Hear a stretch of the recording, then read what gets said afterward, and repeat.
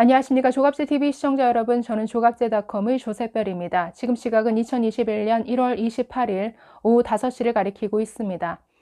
한겨레 신문 기자들이 더는 법무부 기관지 추미애 나팔수라는 비아냥을 듣고 싶지 않다라고 하면서 집단 항명에 나서는 일이 있었습니다. 한겨레의 40여 명의 현장 기자들이 26일 사내 이메일을 통해서 성명서를 전달을 했는데 부서장 그리고 국장단에게 이 성명서를 전달했습니다. 이 성명서 내용을 보면 그동안 이들이 이 정권 입맛에 맞는 기사를 쓰도록 강요받아 왔다.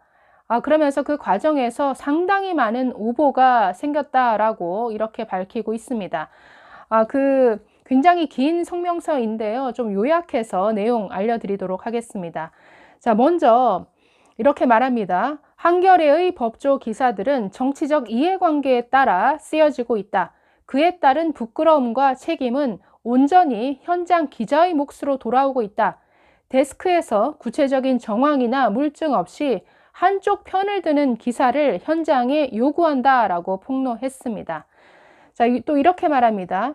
한겨레는 조국 사태 이후 권력을 검증하고 비판하는 데 점점 무뎌지고 있다. 청와대나 법무부 관련 의혹 취재는 가장 늦게 시작했으며 결국 빈손으로 빠져나오기 일쑤였다. 최근에는 한 발 늦은 취재를 넘어 이용구 법무부 차관의 운전 중 폭행을 감싸는 기사를 썼다가 오보 사태를 맞이하기도 했다. 이런 일들이 결국 현장에서 무기력을 넘어서 열패감을 느끼게 하고 있다라고 이렇게 밝혔습니다. 자, 이들은 이용구 법무부 차관의 택시기사 폭행 사건과 관련해서 추미애 라인 검사가 건네준 사실관계가 완전히 틀린 자료를 그대로 받아 썼다가 명백한 오보를 하게 됐다라고 실토했습니다. 자, 한겨레가 지난달 21일에 보도한 기사 제목이 이렇습니다. 이용구 차관 관련 검찰 수사 지침, 목적지 도달 뒤엔 운행 중 아니다라는 제목의 기사입니다. 제목에서도 알 수 있듯이 이용구 차관을 감싸주는 듯한 이런 내용이죠. 즉, 지금 운행 중 폭행이기 때문에 특가법 적용했어야 된다라는 것이 법조계의 시각인데 아니다. 이것은 단순 폭행죄가 적용되는 사안이었다. 라고 이 차관을 감싸주는, 변호해주는 이런 기사죠. 그런데 이 자료를 제공한 측이 추미애 라인으로 분류되는 검사로부터 자료를 받고 썼다라는 겁니다. 여기서 이 취재원, 자료를 건네준 사람으로 지목되는 검사는 바로 이종근 대검 형사부장입니다. 자, 이분이 누구냐면 윤석열 검찰총장 징계에 앞장섰던 추미애 장관의 수족이었죠. 박은정 감찰 담당관, 이분의 남편입니다. 그래서 대표적인 추미애 라인 검사 부부로 불리는 사람이죠. 자, 한겨레는 이 기사에서 이렇게 썼습니다. 이 차관 사건은 특가법 위반이 아닌 단순 폭행이어서 검찰에 송치됐어도 피해자의 처벌 불원에 따라 불기소 처분이 될 사안이었다라고 이렇게 적었는데 자, 이것이 명백한 오보였다라는 것을 스스로 인정하는 이런 내용이 성명서에 들어가 있습니다. 자, 성명서에서 이렇게 말합니다. 이 기사는 법조계뿐만 아니라 진보 진영에서도 사실과 맥락에 맞지 않는 보도라는 비판을 받았다.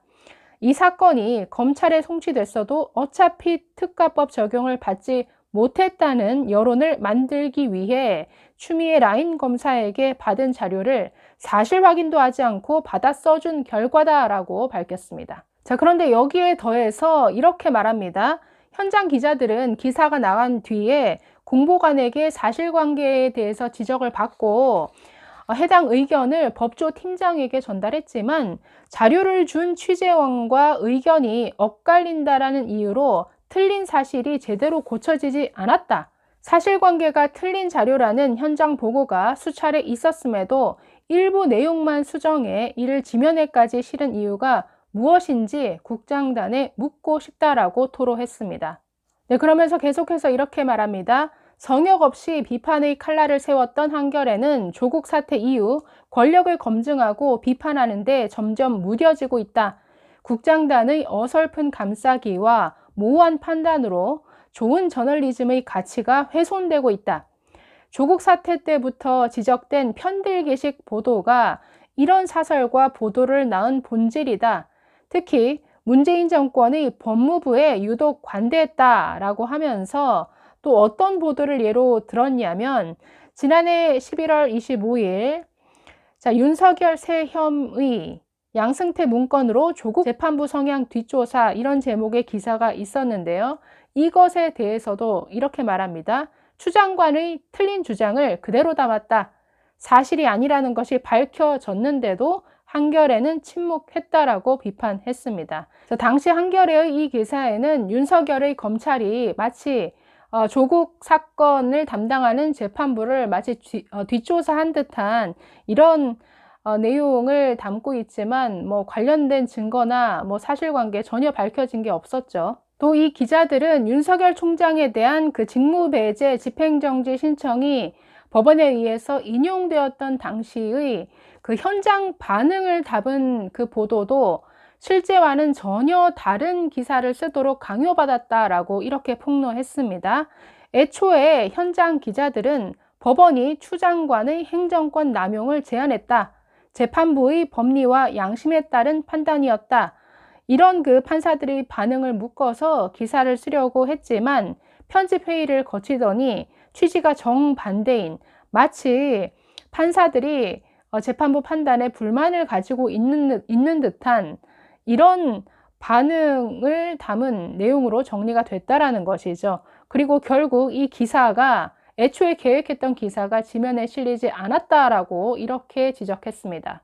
마지막으로 한겨레 기자들은 이렇게 요구했습니다. 국장단과 사회부장, 법조팀장이 해당 기사와 사설에 대한 경위를 밝힌 뒤 그에 따른 합당한 책임을 지고 공식 사과와 재발 방지책 마련에 나설 것을 요구한다. 정파 그리고 좌우 진영 가릴 것 없이 공정한 잣대로 보도하는 시스템 구축을 하라라고 이렇게 요구했습니다. 그동안 이 문재인 정부를 지지하는 지지층 그리고 좌파 진영 안에는 자신들의 이익을 위해서라면 자신들의 진영의 이익에 부합되는 것이라면 사실 자체도 부정해버리고 아주 사실을 외면하는 이런 분위기가 너무나 많았었죠.